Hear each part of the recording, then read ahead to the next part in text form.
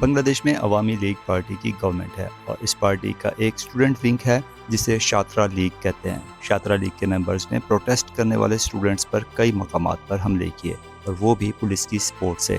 اس معاملے پر اسٹوڈنٹس جو پہلے صرف کوٹا سسٹم کے خلاف پروٹیسٹ کر رہے تھے اور ان میں کئی مقامات پر آرمی نے UN کی گاڑیوں کو پروٹیسٹرز کے خلاف بھی استعمال کیا، جسے یہ سمجھا گیا کہ شاید یونائٹڈ نیشنز بھی اس سب میں انوالو ہے۔ جب یہ خبر انٹرنیشنل میڈیا پر چلی تو پوری دنیا میں یونائٹڈ نیشنز کا برا امپریشن بنا اور یونائٹڈ نیشنز نے بھی بنگلہ دیش سے اس کا سبب پوچھا۔ معلوم پڑا کہ کچھ گاڑیاں UN مشن کو رینٹ پر دی گئی تھیں، لیکن بعد میں ان پر سے لوگو نہیں ہٹایا گیا تھا۔ ابھی پروٹیسٹرز کا غصہ تھما ہی نہیں تھا کہ 14 جولائی 2024 کو بنگلہ دیش کی پرائم منسٹر شیخ حسینہ نے کچھ ریمارکس دیے جس نے معاملے کو مزید سنگین بنا دیا۔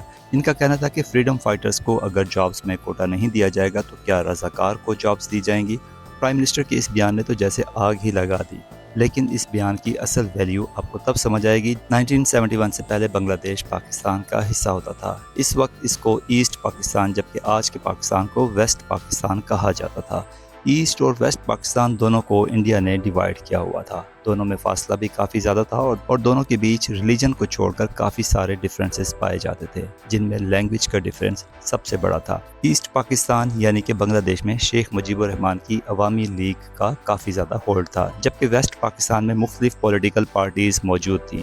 اس وقت پاکستان میں مارشل لا لگا ہوا تھا اور جنرل یحییٰ خان جو اس وقت کے چیف مارشل لا ایڈمنسٹریٹر تھے، ان کی ذمہ داری تھی کہ پاکستان میں جنرل الیکشنز کروانے۔ ان الیکشنز میں ایسٹ پاکستان کی عوامی لیگ کو کافی کامیابی ملے، جنہوں نے ایسٹ پاکستان کی 169 سیٹس میں سے 167 سیٹس کو کلین سویپ کیا۔ اب پاکستان کی نیشنل اسمبلی کی ٹوٹل سیٹس تھی 300، جن میں سے 167 یعنی کہ آدھی سے زیادہ سیٹس پاکستان کی عوامی لیگ لے چکی تھی، جس کا مطلب تھا کہ عوامی league national assembly of Pakistan میں اپنی گورنمنٹ آسانی سے بنا سکتی تھی۔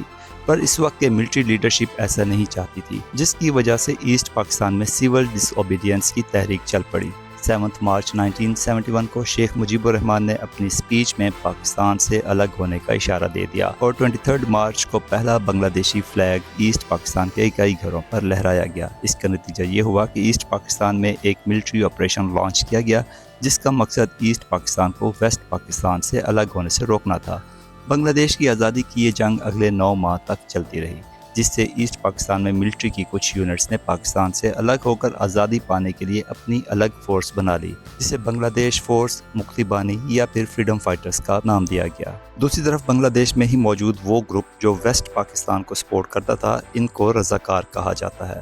اس جنگ کے آخری 2 ہفتوں میں بنگلہ دیش کو انڈیا کی سپورٹ بھی حاصل ہو گئی اور یوں ایسٹ پاکستان ویسٹ سے الگ ہو کر بنگلہ دیش بن گیا۔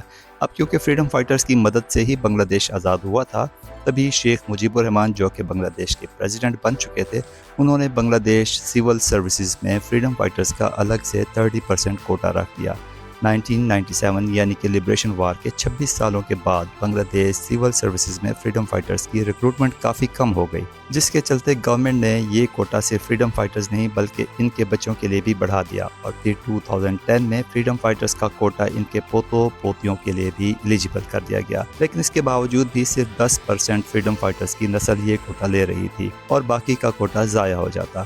پورے ملک میں جو لوگ میرٹ پر محنت کر کے سول سروسز کی جاب حاصل کرنا چاہتے تھے، ان کا کوٹا 44% تھا اور وہ بھی اب کم پڑنے لگا۔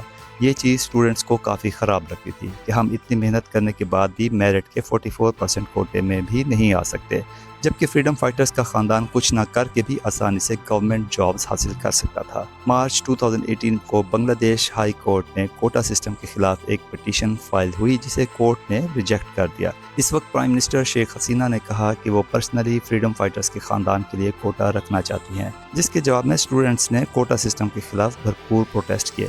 ان کا کہنا تھا کہ یا تو فریڈم فائٹرز کا بچ جانے والے کوٹے کو میرٹ والے کوٹے میں مرج کر دیا جائے یا پھر فریڈم فائٹرز کا کوٹا کم کر دیا جائے۔ اس پر پرائم منسٹر شیخ حسینہ واجد نے ایک ایگزیکٹو آرڈر جاری کیا اور بنگلہ دیش سول سروسز میں سے کوٹا سسٹم ہی ختم کر دیا۔ اگلے کچھ سالوں تک خاموشی رہی، لیکن پھر اچانک بنگلہ دیش ہائی کورٹ نے جون 2024 کو شیخ حسینہ کا وہ ایگزیکٹو آرڈر کینسل کر کے کوٹا سسٹم واپس سے بحال کر دیا اور یہیں سے دوبارہ پروٹیسٹ شروع ہو گیا۔ جب حالات حد سے زیادہ بڑھے تو 21 جولائی 2024 کو سپریم کورٹ آف بنگلہ دیش نے کوٹا سسٹم میں بڑی رد و بدل کر کے آرڈر پاس کیا۔